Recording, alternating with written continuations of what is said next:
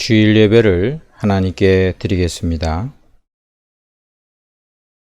여호와께 감사하라. 그는 선하시며 그의 인자하심이 영원하미로다. 아멘.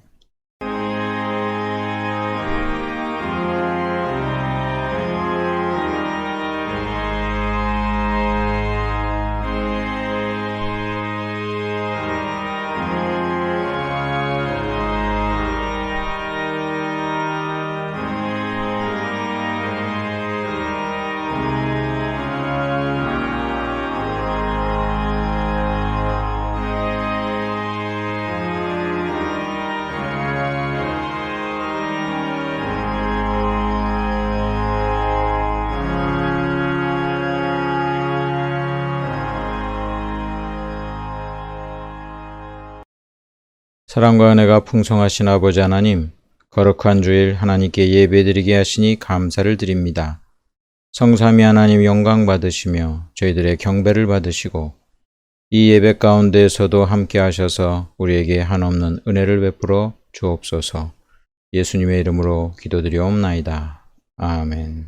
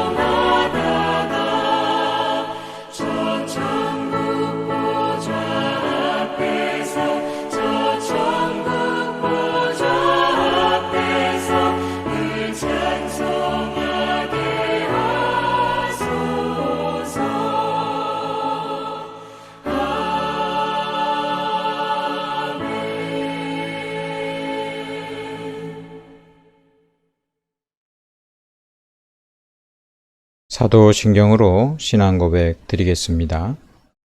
전능하사 천지를 만드신 하나님 아버지를 내가 믿사오며 그 외아들 우리 주 예수 그리스도를 믿사오니 이는 성령으로 잉태하사 동정녀 마리아에게 나시고 본디오 빌라도에게 고난을 받으사 십자가에 못 박혀 죽으시고 장사한 지 사흘 만에 죽은 자 가운데서 다시 살아나시며 하늘에 오르사 전능하신 하나님 우편에 앉아 계시다가 저리로서 산 자와 죽은 자를 심판하러 오시리라. 성령을 믿사오며 거룩한 공예와 성도가 서로 교통하는 것과 죄를 사하여 주시는 것과 몸이 다시 사는 것과 영원히 사는 것을 믿사옵나이다. 아멘. 한 주간 하나님의 은혜에 감사하는 기도, 그리고 우리의 죄와 허물을 예수 그리스도의 보혈의 공로 의지하여 회개 기도 드리시고, 또 최근에 이제 위정자들, 정치인들이 많이 당선이 됐는데 이들이 이 나라 민족 사랑하여, 백성들을 사랑하여 잘 정치할 수 있도록 하나님을 두려워하도록, 세계의 평화, 우크라이나 전쟁이 속히 끝나도록 이 시간 다 같이 함께 기도하겠습니다.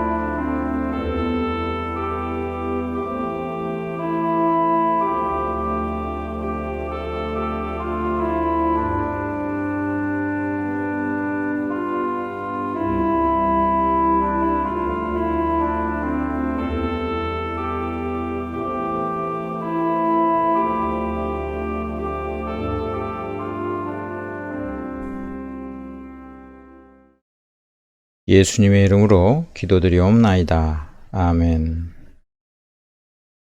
하나님의 말씀 누가복음 16장 19절로 26절까지 말씀 보겠습니다. 신약성경 123쪽 누가복음 16장 19절부터 봉독하겠습니다.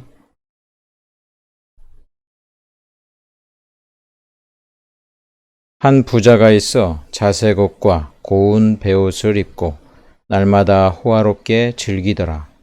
그런데 나사로라 이름하는 한 거지가 헌데투성이로 그의 대문 앞에 버려진 채 그 부자의 상에서 떨어지는 것으로 배불리려 하매 심지어 개들이 와서 그 헌데를 핥더라.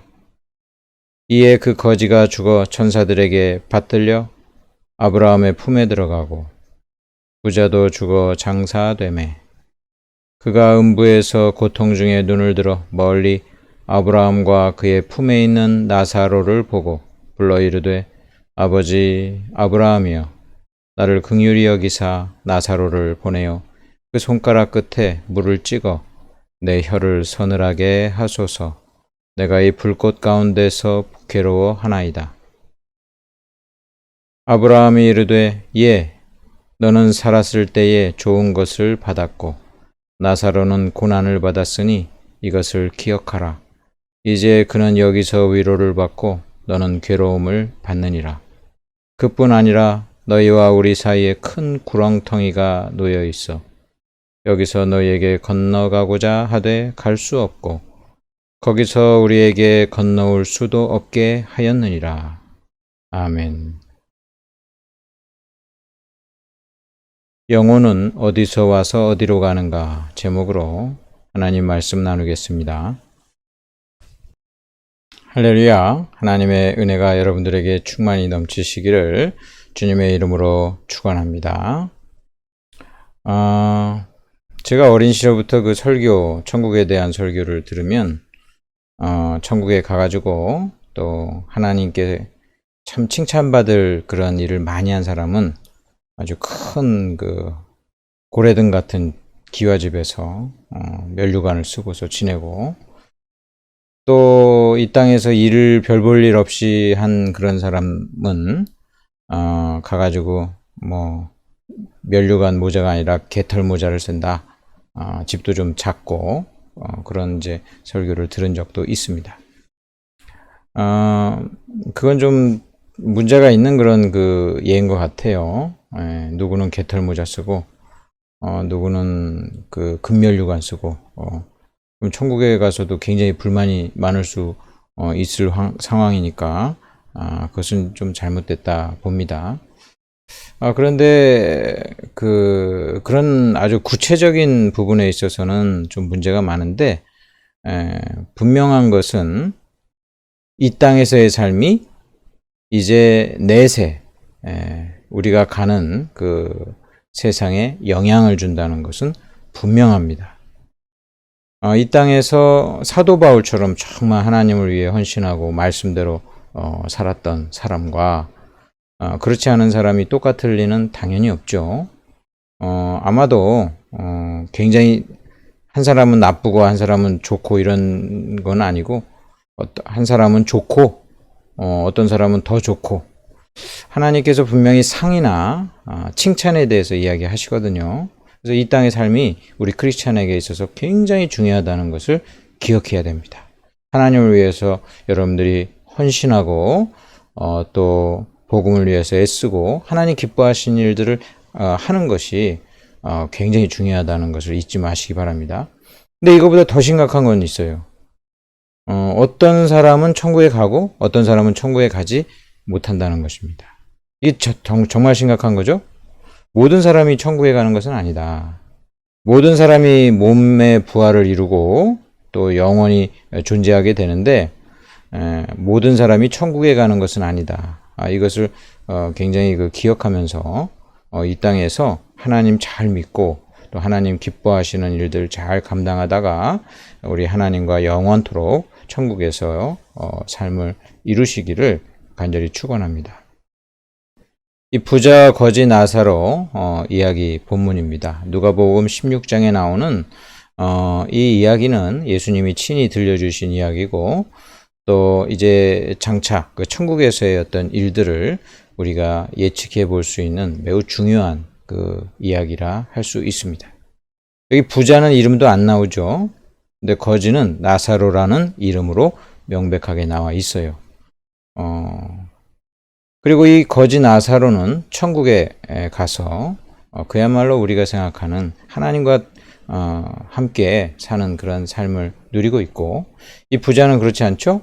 이 부자는 아주 그 불꽃 가운데 괴로워하면서 고통 가운데 존재하는 것을 보게 됩니다. 이 천국과 지옥의 생생한 대비를 보여주고 있고요. 이 천국에서 지옥으로 간다든지 지옥에서 천국으로 가는 일은 절대 없다라는 사실 분명하게 이 이야기에서 보여주고 있습니다. 부자는 뭐 부자라서 지옥에 간 게 아니고, 또 거지 나사로는 가난해가지고 여기서 힘들게 사니까 그래도 내세에는 좀 좋게 살아야 된다 이런 차원에서 천국에 간 게 아니고, 분명한 것은 부자는 예수 안 믿는 부자라는 것이고, 거지 나사로는 예수님 믿는 거지였다. 그거 분명히 우리가 잊지 말아야 되겠죠. 예수님 믿고 하나님 백성이 되어야 천국에 갈 수 있습니다. 오늘 이 본문을 통해서 우리가 살펴볼 것은 특별히 영혼의 기원에 대해서, 그리고 이 땅에서 영혼이 어떤 삶을 살아야 되는지, 그리고 영혼이 결국은 어디로 가는지 이제 가는 그 방향에 대해서도 이야기에서 다 보여주고 있습니다. 여러분, 거지 나사로도 영혼을 갖고 있고 부자도 영혼을 갖고 있죠. 이들의 영혼의 차이는 어떤 차이가 있을까요?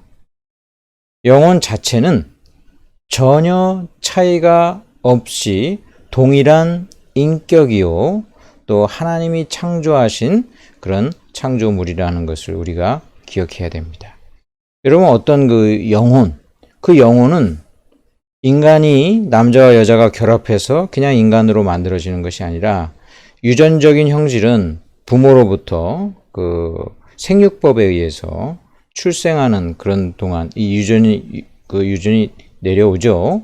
부모로부터 오지만 정말 거기 중요한 생명의 그 영혼은 바로 하나님이 창조하시는 것입니다. 그러면 하나님이 창조하신다고 할 때 어떤 영혼은 좀 열등하고 어떤 영혼은 아주 좀 고귀하고 그렇게 창조할까요? 그렇지 않으시죠? 하나님은 완벽한 능력 많으신 창조주이신데 모든 영혼이 동일한 그런 차원의 그런 가치와 그러한 하나님의 형상으로 지음받는다는 것을 우리 먼저 기억해야 됩니다. 어떤 사람은 자기는 고귀한 어떤 영혼을 가졌다 이렇게 자만하는 사람이 있고요. 어떤 사람은 나는 굉장히 열등한 어떤 그 영혼으로 지음받았지 않느냐 이렇게 이제 생각할 수가 있어요. 물론 우리에게는 이제 지금 뭐 흙수저, 뭐 금수저 그런 이야기가 있잖아요. 흙수저, 금수저. 자, 흙수저로 태어났다는 것은 환경이 좋지 않다는 거잖아요. 돈 없는 그런 가정에서 태어났다는 거죠. 그럴 때 흔히 생각하기를 나는 좀 내 영혼의 존재 가치가 좀 떨어지나. 또는 그 흙수저 정도의 문제가 아니에요. 어떤 사람들은 족보 얘기합니다. 족보. 여러분 족보를 볼 때 어떤 사람은 귀한 혈통을 갖고 있어요. 그러나 어떤 사람은 굉장히 천해 보이는 그런 혈통을 가지고 있다. 그럼 그 사람의 영혼은 천합니까? 전혀 그렇지 않다는 거예요.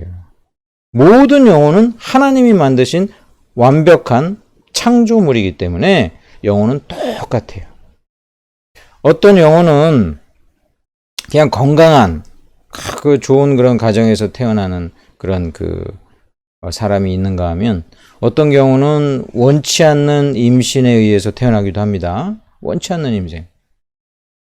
이거는 굉장히 우리가 이제 구체적으로 얘기하기는 좀 힘들지만 원치 않은 임신을 해가지고 애가 태어났어요. 그 애 아버지가 나쁜 흉악범이야. 그런 경우에 그럼 그 영혼은 더러운 영혼으로 태어납니까? 절대 그렇지 않아요. 절대 그렇지 않아요. 자, 영혼은 누가 만드신다고요? 하나님이 만드시는 거예요. 하나님의 그런 창조된 인격이에요. 어떤 영혼이 열등하다든지 어떤 영혼이 우월하다든지 그런 건 전혀 없다라는 거예요. 인간들끼리 서로 그냥 족보 이야기하고 뭐 금수저는 뭐 자기 뭐 재산 자랑할 수는 있겠죠. 환경이 좋아. 뭐 그런 거 자랑할 수 있겠죠. 그런 데 있어서의 차이일 뿐이지 영혼 자체는 열등하거나 우월하거나 절대 없다는 거예요. 하나님이 만드셨으니까. 하나님이 다 하나하나 만들기 때문에 정말 경건한 그런 가정에서 태어난 그 영혼은 좋은 환경 가운데 태어난 것이지만 어쩌다가 우연히 불장난으로 또는 원치 않는 임신으로 태어났다고 해가지고 그 영혼이 열등하거나 가치가 없거나 전혀 그렇지 않다. 제가 이야기를 하는 것이 어떤 사람들에게는 뭐 당연한 거 아니야 그렇게 생각할 수 있지만 많은 분들이 자신의 그 출생의 비밀, 그 출생의 그런 어두운 것들을 보면서 나는 참 뭐 저주받은 인생으로 태어났구나. 나는 태어날 때부터 비천했어. 아주 그냥 나는 가치 없는 어떤 인생으로 태어났어. 절대 그러지 않다는 거예요. 절대 그렇지 않다는 거예요. 모든 영혼은 누가 만드신다? 하나님이 만드시는 거예요. 좋지 않은 환경이든 임신, 수정체가 되는 그 순간에 어떤 상황이 우리 눈에 보기에는 굉장한 그런 차이가 보일지라도 모든 영혼은 하나님이 만드신다. 하나님이 만드신다. 그러니까 하나님께서 만드신 이 영혼은 동일하게 출발하는 것이니까 결국은 비록 좀 흙수저로 태어났다든지 흙수저를 떠나서 더 아주 비참한 상황에서 존재하게 된 그런 출생의 그런 것이 있을지라도 이제 그 사람이 이제 예수님 믿고 후천적으로 열심히 노력하면 얼마든지 훌륭한 사람이 될 수 있어요. 예. 어떤 영혼의 가치 높거나 낮거나 절대 차등 없어요. 예. 축복받은 환경 가운데 태어나면 정말 좋았죠. 근데 그렇지 않다 하더라도 절대로 열등감 가질 필요 없어요. 나는 하나님이 직접 창조하셨다. 어떤 면에서 차라리 그런 식으로 표현하자면 다윗이 그 모친이 죄악 중에서 나를 잉태하였다 그런 고백을 하잖아요. 이게 이제 신학적으로는 원죄에 대한 그런 고백이라고 할 수 있겠죠.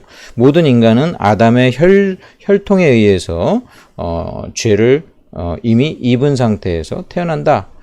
이 원죄, 인간은 모두 죄인으로 태어난다. 그런 점에서 오히려 동일한 거예요. 그런 점에서 오히려 모든 사람이 동일해. 그러니까 어떤 그 우월감을 가질 필요도 없고요. 이 족보 같은 거는 나는 혈통이 좋다. 이게 다 쓸데없는 얘기예요. 이런 족보 얘기 하지 말아야 돼. 족보가 나는 안 좋아가지고 참 열등의식 다 버리세요. 열등의식 버리세요.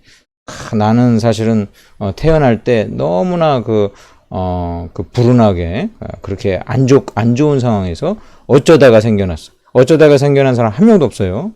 다 하나님이 만드신 거예요. 똑같은 영혼이. 똑같이 하나님의 창조, 그런 생명이라는 것을 기억하시고, 우월감도 버리시고, 열등감도 버리시고, 하나님 앞에 우리가 나아가면 됩니다. 내가 하나님으로부터 지음받았다.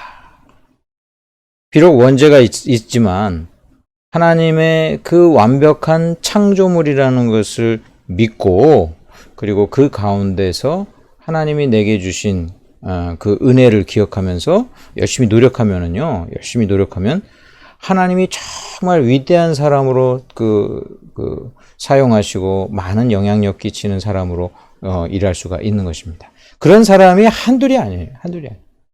그냥 흙수저. 그리고 막 비천한 태생. 어쩌다가 우연히 생겨난 것 같은 임신에 의해서 출생한 그런 사람들, 훌륭하게 된 사람 많습니다. 그런 사람, 훌륭한 사람 많아요. 대표적으로 사생아의 그런 예를 들어서, 사생아에. 난 아빠가 누군지도 몰라. 여러분, 아빠가 누군지 모른다 하더라도 그 영혼 누가 만들었어요? 하나님이 만드는 거예요. 하나님이. 그러니까, 이 영혼은 하나님이 만드셨다. 이게 굉장히 중요합니다. 사생하지만 내가 불결하게 태어났다든지, 가치가 떨어지는 영혼으로 태어났다든지, 이런 말 하지 마시고, 나는 하나님이 만드셨다. 이것을 기억하시고, 나아가시기 바랍니다. 여러분, 예수님이, 사생아 취급을 받는 그런 듯한 그런 그 성경의 구절들이 나옵니다. 예수님이 벌써 사생아 취급을 받아요. 보통 그 당시에 그 아버지 이름으로 부르거든요. 누구누구의 아들, 뭐 이렇게 부르는데. 예수님은 이 사람 마리아의 아들 목수가 아니냐? 왜 요셉이 있는데 마리아의 아들이라고 칭합니까? 이거 묘한 그런 표현이죠. 예수님, 이상하게 이상하게 임신됐다라는 그런 소문. 성령으로 잉태된 거 그 당시 사람들, 믿지 않는 사람들, 그런 사람들에게는 구설수가 됐겠죠. 그러니까 마리아의 아들이라고 칭해요. 예수님도 사생아처럼 취급을 받았던 것입니다.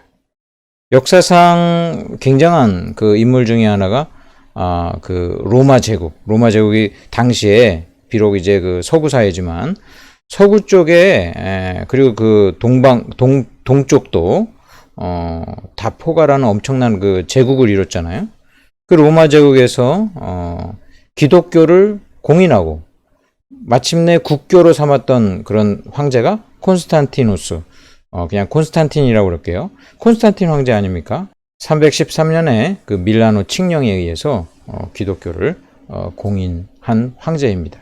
그 이전까지 이제 사도행전 이후부터 계속 기독교 핍박받잖아요. 막 사람들 다 죽이고 로마 황제 신으로 섬기는 그런 일에 기독교인들이 안 하니까 막 순교당하고 카타콤에 숨어들고 사자밥이 되고 그렇게 쭉 오다가 어느 날 이 콘스탄틴 황제가 그 AD 313년에 밀라노 칙령을 통해서 기독교를 공인한단 말이에요. 좀 있다가는 국교, 우리 로마 제국의 국교는 바로 기독교다. 이렇게 했던 거 아닙니까? 뭐 여러 가지 뭐 비판의 말은 있어도 그래도 굉장하게 하나님께 쓰임받은 황제라고 할 수 있습니다. 어떤 그 역사가는 그래서 이 콘스탄틴을 제 13번째 사도다. 뭐 이렇게 표현도 했어요. 뭐 그렇게까지 표현할 수 없을지 몰라도 대단한 그런 그 인물인데, 이 콘스탄틴을 보면은 굉장합니다. 로마 제국 그 시대 어떤 한 장군이 전쟁 치른 다음에 어느 시골 여관에 가가지고요. 뭐 이 사람 뭐 로마 장군이고 이러니까 그 여자를 소개해달라고 그랬어요. 여자를 소개해달라고 했대. 그 여관집 주인이 보니까 이 장군이 엄청 잘생기고 미남이고, 더군다나 그 당시 로마 장군이면 얼마나 높아요. 자기 딸을 갖다가 16살 된 딸을 갖다가 그냥 한 방에 이렇게 들여 보냅니다.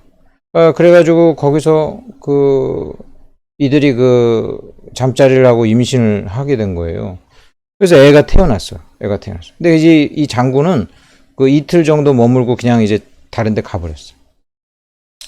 이제 뭐 아빠 없이 그 애가 이제 태어나가지고 자라나게 되는데, 얘가 나중에 이제 황제가 되는 콘스탄틴인 거예요. 10살쯤 됐을 때 이제 아까 그 장군은 이제 계속 승진을 해가지고 굉장히 막 높은 자리로 올라가면서 다시 이 지역으로 와가지고 다시 이제 여기를 이제 통치를 하게 되는데, 이 장군의 그 부하 장군이 이 애를 이제 알게 된 거예요. 너무 길게 얘기하면은 안 되니까, 결국은 이 장군이 자기가 10년 전에 여관집 그 딸이랑 동침해가지고 낳은 이 아이, 자기의 아들인 줄 이제 그때 알고, 그때서 이제 거둬가지고 결국은 우여곡절을 통해서 이 콘스탄틴 황제가 나중에 되고, 로마 제국을 완전히 통일해가지고 이제 로마의 국교로 기독교를 세우게 되는데, 바로 이 여관집 콘스탄틴 이 엄마, 이 딸, 이 사람이 헬레나라는 여잔데, 이 헬레나가 독실한 크리스찬입니다. 그러니까 자기 엄마의 영향을 받고, 그 다음에 전쟁을 하면서 하나님의 도움으로 자기가 이겼다 하면서 점점 신앙이 들어가기 시작하면서 이 황제가 결국은 크리스찬이 되었던 것입니다. 그냥 뭐 사생아, 아빠도 모르는 그런 사생아로 그냥 지낼 수 있었던 그런 한 사람이었지만, 이 사람 나중에 결국은 위대한 그런 황제로서 일을 하게 됩니다. 페르시아의 고레스 왕, 이 사람의 출생에 대한 이야기도 엄청 재밌어요. 나중에 여러분들이 다 찾아보시기 바랍니다.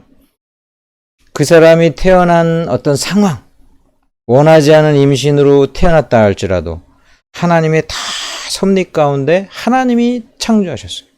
영혼 자체는 하나님이 창조하시는 거예요. 영혼 자체는. 그러니까 너무나 귀하고 너무나 존중받아 마땅하고, 인간의 어떤 성별이나 인종, 이 모든 것, 또 금수저냐 흙수저냐 이런 쓸데없는 이야기들, 그리고 족보 이야기들, 이런 것과 전혀 상관없이 모든 영혼은 동일하다. 하나님이 만드셨다. 이것을 기억하고, 여러분, 하나님이 온전하게 만드셨으니까 하나님 위해서 사시기를 주님의 이름으로 축원합니다. 자, 여기 보면은 이 영혼이 이제 하나님에 의해서 창조돼 가지고 이 땅에서 어떻게 사는가, 이것이 내세를 결정해요. 근데 이 삶 자체도 중요하지만, 이 삶을 그렇게 하도록 하신 것은 당연히 하나님의 은혜죠. 그러니까 하나님께서 은혜 주시고 이 땅에서 우리가 어떻게 사느냐가 하나님의 섭리, 그 뜻을 이제 이룬다. 그렇게 이야기할 수 있겠죠. 여기 이제 부자의 삶을 통해서 이 세상에서 보통 사는 사람들의 삶을 전형을 보여주고 있어요. 그냥 이 부자가.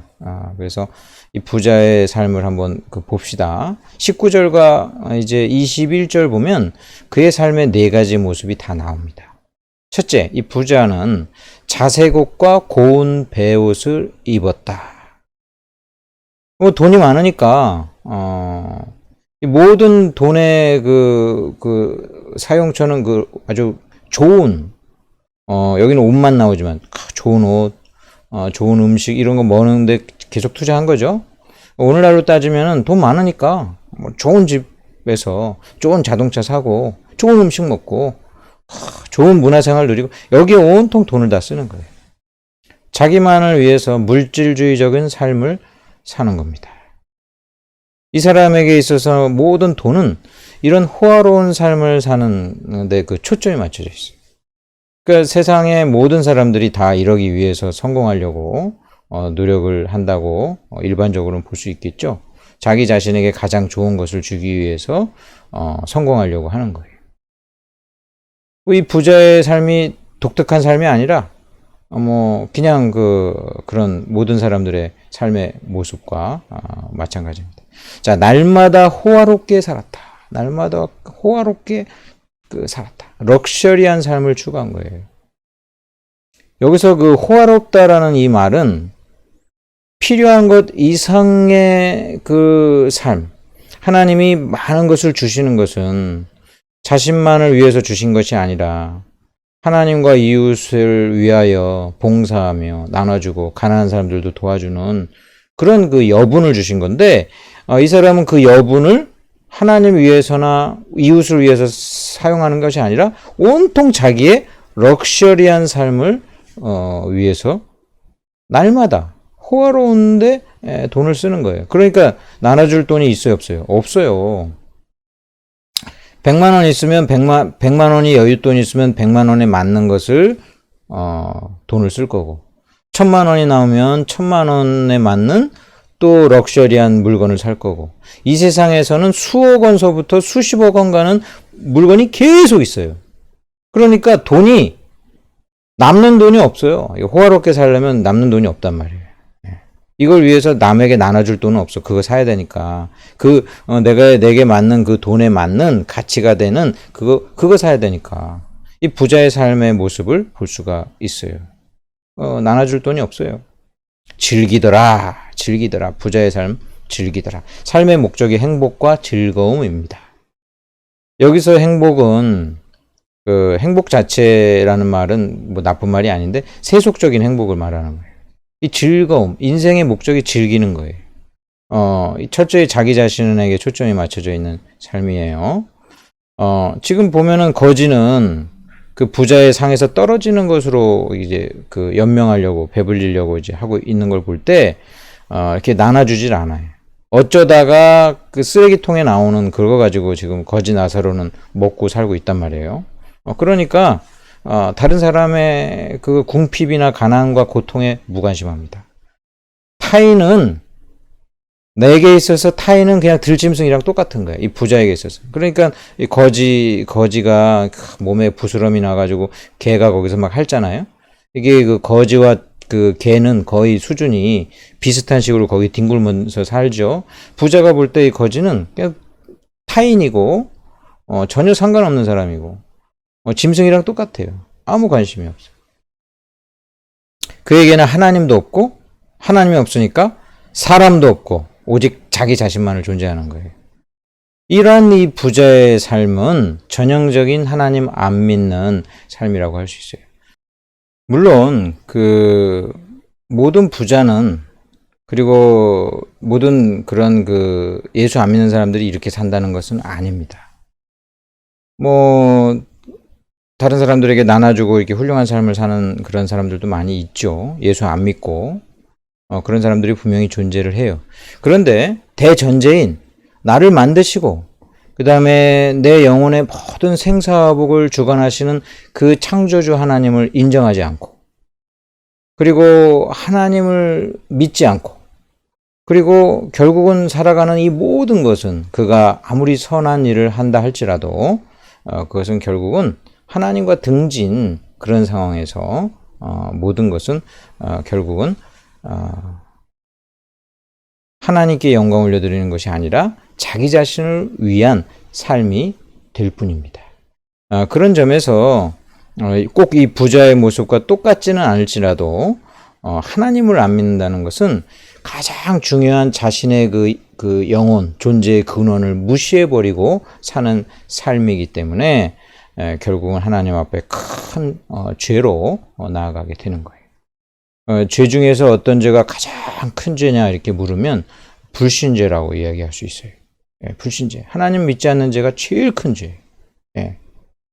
그러니까 그 전제가 굉장히 중요한 거예요. 전제가 중요한 거예요. 자, 반대로 원래 하나님께서 인간을 만드시고 분명하게 어떻게 살아야 되는가라는 것은 창세기의 그 명령을 통해서 우리는 알 수 있습니다. 창세기 1장 28절 하나님이 이 아담과 하와 만드시고 인간을 만드시고 이제 그 명령하시는 장면이에요. 창세기 1장 28절 하나님이 그들에게 복을 주시며 하나님이 그들에게 이르시되 생육하고 번성하여 땅에 충만하라. 땅을 정복하라. 바다의 물고기와 하늘의 새와 땅에 움직이는 모든 생물을 다스리라 하시니라. 이 땅에서 인간이 왜 하나님이 인간을 만드셨고 어떻게 살아야 되는지 이 본문을 통해서 우리는 다 볼 수 있어요.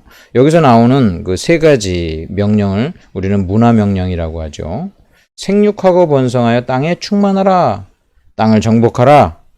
모든 생물을 다스리라. 이 세 가지를 문화명령이다. 정확히는 문화적 명령이다. 문화는 인간 삶의 그 생활 양식의 총체라고 할 수 있거든요. 그러니까 우리가 살아가는 모든 양식들. 각 나라마다 문화는 다 다르겠죠. 시대마다도 좀 다르겠죠. 그런데 이런 모든 삶의 양식의 보편적인 그런 명령이다 해가지고 문화적인 명령 이렇게 해가지고 이것을 문화명령이라고도 합니다. 근데 여기서 굉장히 중요한 것이 첫 번째 말이에요. 하나님이 그들에게 복을 주시며 모든 인간에게 가장 중요한 첫 번째가 뭐냐면 내게 복을 주신 하나님을 알고 믿는 것입니다. 야, 내가 이 땅에 태어난 거, 내 영혼은 하나님이 만드셨구나. 그리고 만드셨을 뿐만 아니라 복을 주셨구나. 여러분, 예수 믿는 사람이나 안 믿는 사람이나 전부 복 받은 거예요. 일단, 일반적으로. 전부 복 받는 거예요. 인격체로 이 땅에 존재하게 된 거. 하나님이 그 영혼을 만드셨다고 그랬잖아요. 친히 만드신 거예요. 그에게 복을 주시는 거예요. 사람은 태어나면서 그 빨개 벗고 아무것도 없이 태어나잖아요. 그런데 이미 나름대로 흙수저라 할지라도 자원이 있어요. 자원. 도와주는 사람이 있어요. 도와주는 사람이 있으니까 지금 다 성인이 된 거예요. 그렇죠? 아무리 흙수저로 태어났어도 옆에 도와주는 자원이 있어. 도와주는 사람이 있어요. 재능이 있습니다. 재능. 이 달란트가 있죠. 달란트. 모든 사람 뭐라도 할 줄 알아. 이 다 재능이에요. 재능. 이 모든 게 하나님의 복입니다. 이 환경, 부자나 거지 나사로나 가난한 사람이나 흙수저나 금수저나 다 호흡을 할 수 있는 공기도 주시고 물도 주시고 음식도 주시고 하나님께서 주신 이 모든 게 복이에요. 그러니 이게 참 내가 하나님이 나를 만드셨구나. 하나님이 이 땅에 나를 존재할 수 있도록 복을 주셨구나. 이거 아는 것이 제일 중요한 거예요. 사람이 태어나서 제일 중요한 거. 하나님 믿는 거예요. 하나님 믿는 거. 야, 이거 너무 예수 믿는 사람들에게만 지금 해당되는 그런 말이 절대 아니고 모든 인간은 하나님이 나를 만드셨구나. 그리고 내가 복을 받았구나. 이걸 믿어야 되는 거예요. 그래서 사실상 모든 인생은 태어난 것이 복입니다. 기본적인 복이에요. 예외적인 어떤 사건에 의해서 저 사람은 이거 태어난 게 불행하냐? 이렇게 생각할 수 있을 수 있어요. 우리의 어떤 편협하고 또는 죄악되고 왜곡된 그 시각 때문에 그렇게 보이고 판단되는 것일 뿐이지 모든 존재하게 된 인생은 다 하나님의 복이다. 이것이 대전제가 되는 것입니다. 복으로 시작한 인간인데 오히려 우리들의 그 죄 때문에 이 복을 저주로 오히려 우리가 만듭니다. 스스로. 인간이 복받은 인생인데 이 저주로 만들어가지고 살기 아주 힘들게 되고 맙니다. 전쟁이 일어나는 거, 또 전쟁만이 아니라 지금 우리들의 삶 가운데서도 끊임없는 그런 싸움. 그냥 싸움이 끝이질 않아. 멀리 전쟁만이 아니에요. 내 주변에서도 싸움이 끝이지 않고 나도 그 싸움 한복판에 있고 하나님이 복을 주셨는데 우리 스스로가 다 지옥을 만들어 가고 있는 그게 사실 현실이죠. 자, 복을 주셨구나. 하나님 믿는 거예요. 자, 그리고 생육하고 번성하여 충만하라. 이게 생존하는 것입니다. 생존. 하나님이 주신 복과 달란트를 가지고 이 땅에서 살라는 거예요. 부자처럼 럭셔리하거나 화려하진 않아도 생존하는 거.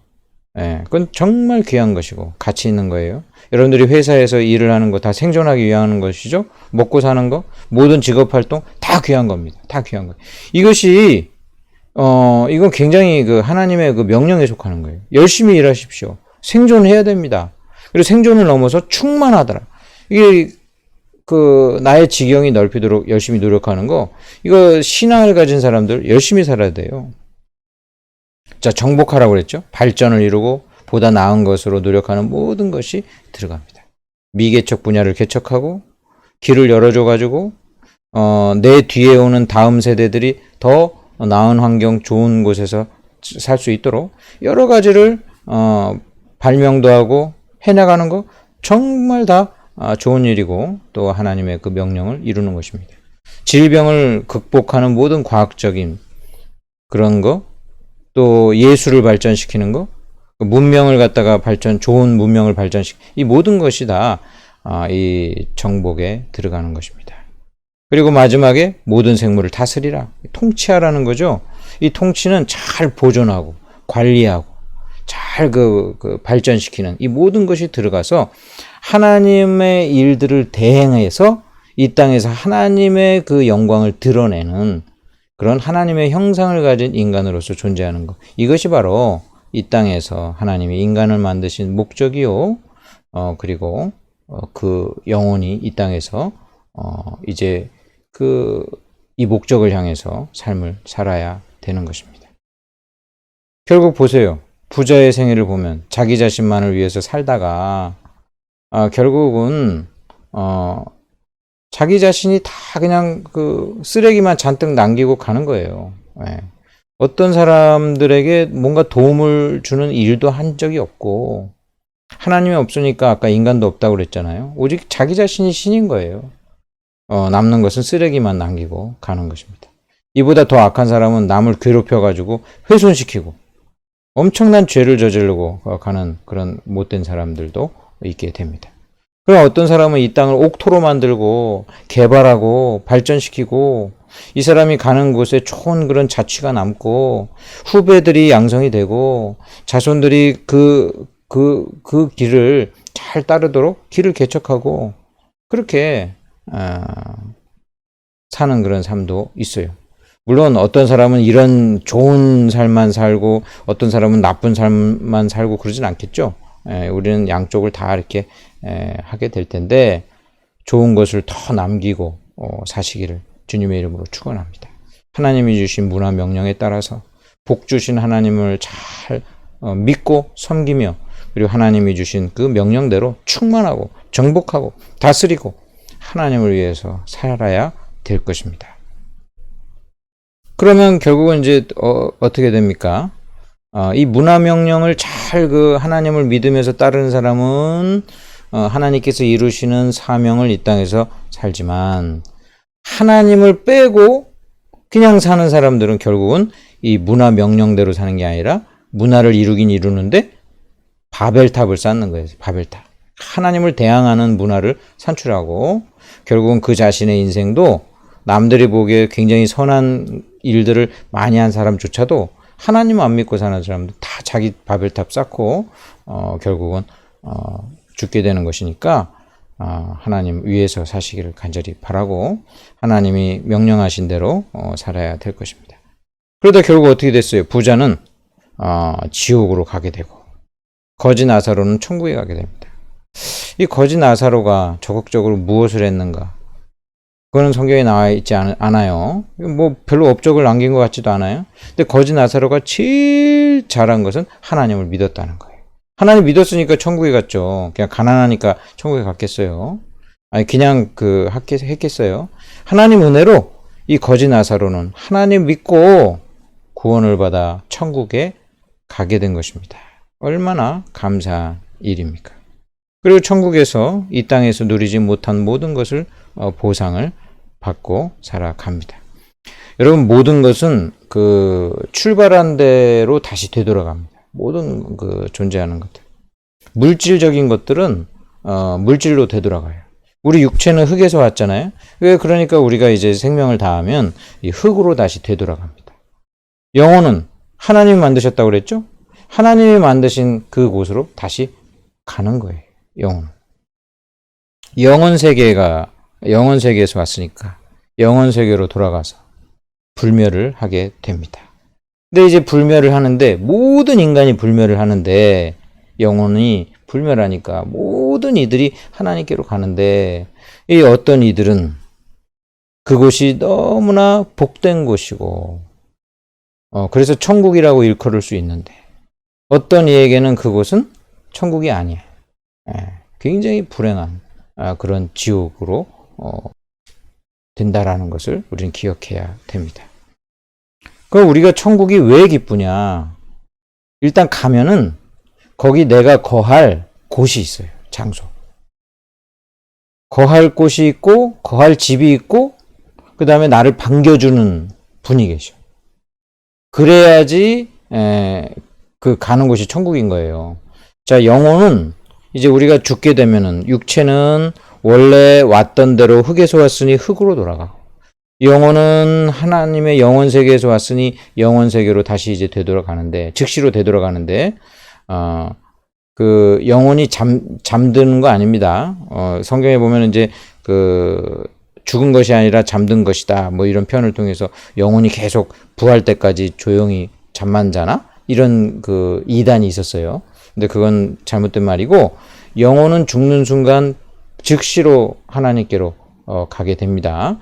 그 잠잔다라는 것은 오히려 그 몸에 해당되는 표현이라고 할 수 있어요. 부활 때까지 몸은 잠잔다. 사실 먼지로 사라지지만 부활 때 다시 이제 부활체로 올라가기 전까지는 그런 이제 표현이라고, 몸에 해당되는 것이지 영혼은 아니에요. 영혼은 즉시 갑니다. 우리가 죽으면 즉시 영혼이 이제 그 천국으로 이제 가게 되는데, 거기 가면은 있을 곳이 있고 반겨주는 이가 있어요. 자, 거지의 그 죽음의 모습 보죠. 22절에. 이에 그 거지가 죽어 천사들에게 받들려 아브라함의 품에 들어가고, 이 반겨주는 그 인격들이 나오죠. 천사들, 아브라함, 이렇게 그 나와요. 또 거기 하나님도 계시고, 이제 반겨주는 사람이 있죠. 아브라함의 품이라고 그랬죠. 어떤 그 장소적인 부분이 있는 거예요. 근데 부자도 죽어 장사되매. 부자는 반겨주는 사람이 없어. 반겨줄 이가 없어. 평상시에 하나님 믿지도 않고 반겨줄 이가 없어요. 부자에게는 특별한 어떤 좋은 처소가 마련되어 있지 않습니다. 성도는 죽으면 그 영혼은 천사들을 통해 하나님께로 가게 되고, 불신자는 그냥 죽는 겁니다. 어린 시절에 제가 이제 홍제동에서 지냈는데, 최근에 이제 그 어떤 홍제동 그 거리를 쫙 이렇게 그 비춰주는 영상을 봤어요. 그래가지고 너무 재미난 거예요. 초등학교 때, 그때는 국민학교라고 그랬죠? 초등학교 때 이렇게 매일 지나다니는 그거를 누가 그거를 또 최근에 이렇게 찍어가지고 이렇게 쭉 이렇게 보여준 거예요. 내 어린 시절에 탁 다녔던 그런 곳이 다 나오는데, 너무 재밌었어요. 너무 재밌으면서, 그런데 거기가 이제 옛 추억이 담겨진 곳이지만 내가 그곳에 거할 집은 없잖아요. 옛날 우리 집이 아니잖아요. 지금 확 많이 바뀌었어. 내가 지금 간다고 해서 반겨줄 사람 한 명도 없어, 거기. 그러니까 거기는 그냥 추억일 뿐이지 내게 있어서 지금은 아무것도 아닌 거예요. 우리가 기쁘기 위해서는, 천국에 가서 기쁘기 위해서는 거할 곳이 있어야 돼요. 반겨주는 사람이 있어야 되는데, 하나님의 백성은 실제로 거할 그런 그 처소가 있습니다. 예수님 말씀하셨어요. 요한복음 14장 2절에 내 아버지 집에 거할 곳이 많도다. 그렇지 않으면 너희에게 일렀으리라. 내가 너희를 위하여 거처를 예비하러 가노니. 예수님이 집을 마련하는 거예요. 우리가 거할, 천국에 거할 집을 마련해 놓고 계시고, 내가 이렇게 딱 우리가 가면은 그러면 천사들이 반기고, 이미 가 있던 예수님 믿는 다른 영혼들이 나를 반기고, 예수님 믿는 여러분들의 친인척들도 반길 것이고, 그리고 그곳에 예수님과 하나님이 반길 것이다. 이것을 여러분들이 기억하면 얼마나 복된 일인지 모릅니다. 천사들이 거하는 곳은 똑같이 처소라는 말이 나오는데, 이 처소가 그 단어가 달라요. 그러니까 아마 천사들이 있는 곳은 따로 있고, 이제 그 하나님 믿는 백성들이 가면 거할 곳이 따로 있는 것으로 여겨지는데, 하나님께서는 이렇게 거할 거처를 만드시고, 그리고 또 반겨주는 그런 모든 그런 그 분들과 같이 그곳에서 영원토록 살도록 해 주신 것입니다. 영혼은 소멸되거나 잠자지 않고 곧바로 창조하신 그 하나님의 그 품으로 바로 들어간다라는 것을 아시고, 이 땅에서 우리가 정말 내게 복을 주시고 나를 만드신 하나님을 믿고, 우리 하나님이 주신 사명을 잘 감당하고 자기중심적인 부자의 삶을 버리고, 그리고 하나님 위하여, 이웃을 위하여 귀한 삶을 살다가 하나님이 부르시면 기쁜 마음으로 가는 그런 소망이 있는 그런 삶을 사시기를 주님의 이름으로 축원합니다. 기도하겠습니다.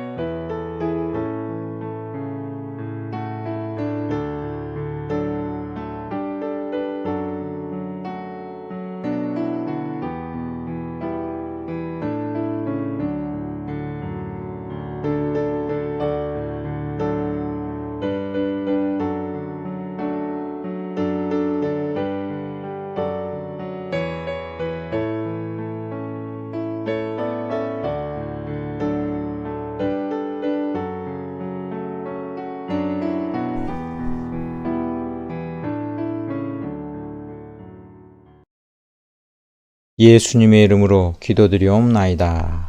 아멘.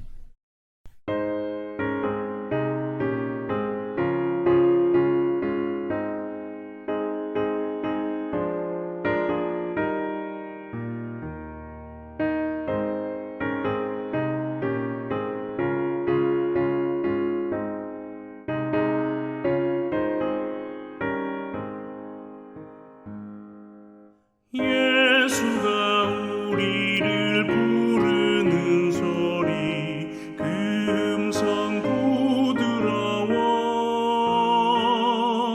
문 앞에 나와서 사면을 보며 우리를 기다리네.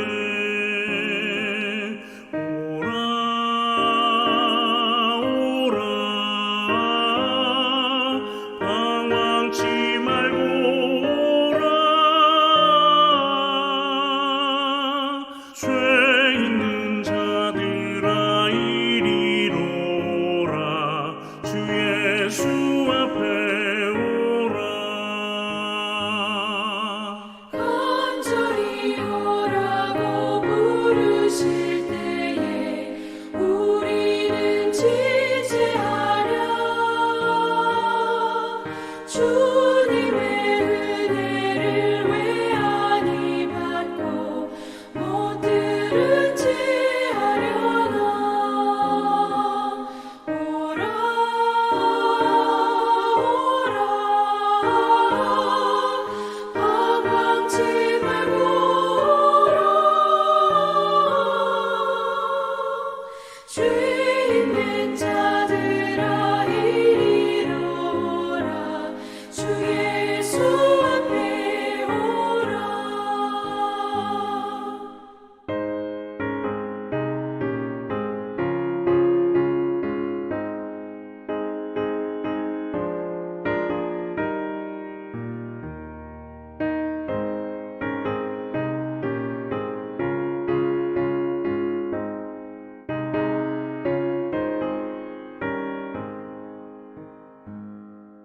세월이 살같이 빠르게 지나 쾌락이 끝이 나고 사망의 그늘이 너와 내 앞에 둘리며 나이오네. 오라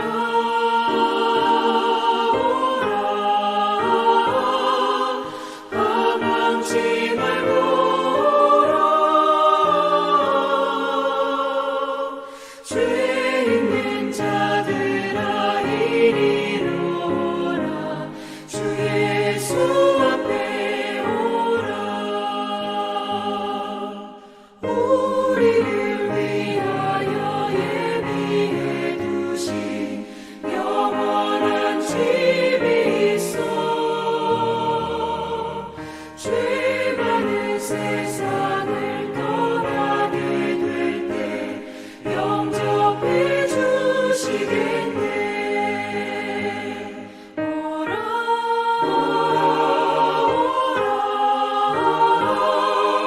하망치 말고 오라. 죄 있는 자들아 이리로 오라. 주 예수 앞에 오라.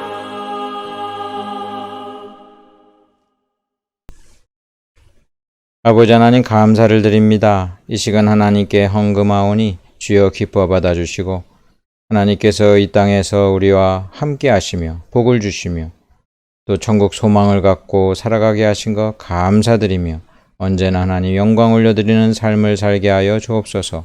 육신이 연약한 자들을 이 시간 기억하시사 어루만져 주시고 고쳐주시고 각처에서 하나님께 예배드리며 나아갈 때에 하나님 영광 올려드리는 귀한 인생 될 수 있도록 도와 주옵소서. 우리에게 주신 모든 물질들을 잘 활용하게 하시고 언제나 하나님 앞에 더욱 감사와 영광 올려드리는 귀한 인생 되게 하여 주옵소서. 예수님의 이름으로 기도드리옵나이다. 아멘. 축도하겠습니다.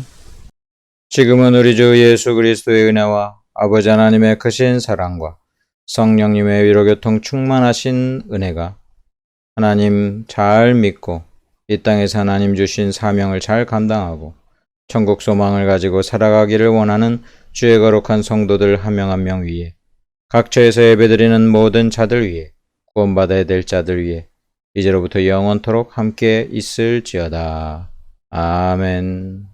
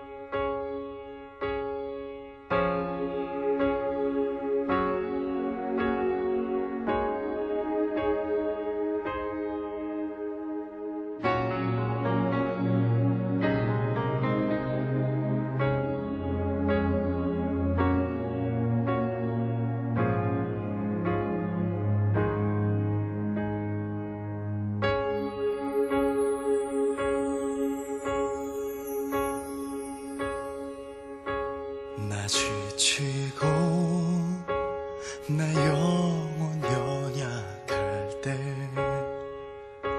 근심 속에 내 마음 무거워 주 오셔서 함께 하실 때까지 나 잠잠히 주님을 기다려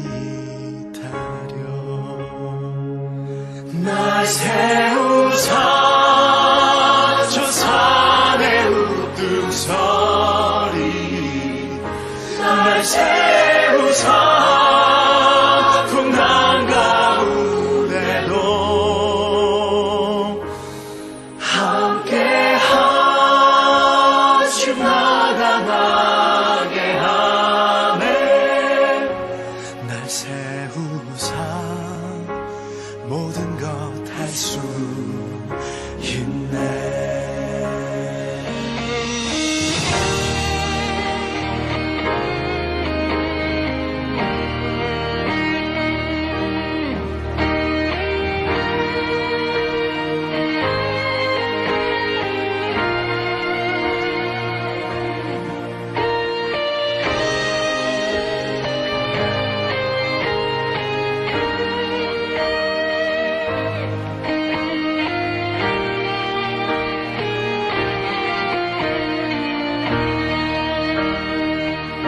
날 세우사 저 산의 우뚝 서리 날 세우사 풍랑 가운데도 함께 하신 나가나게 하네 날 세우사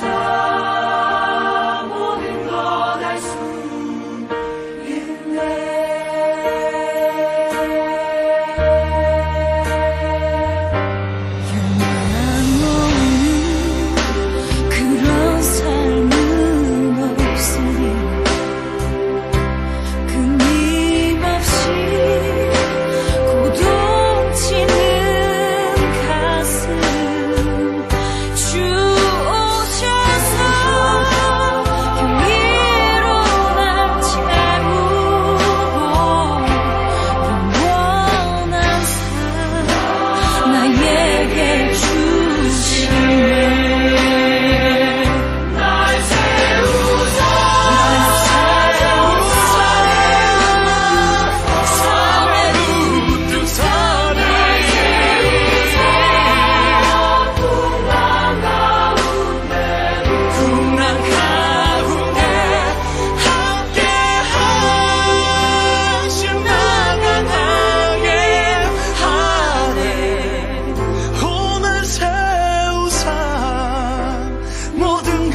할 수 있네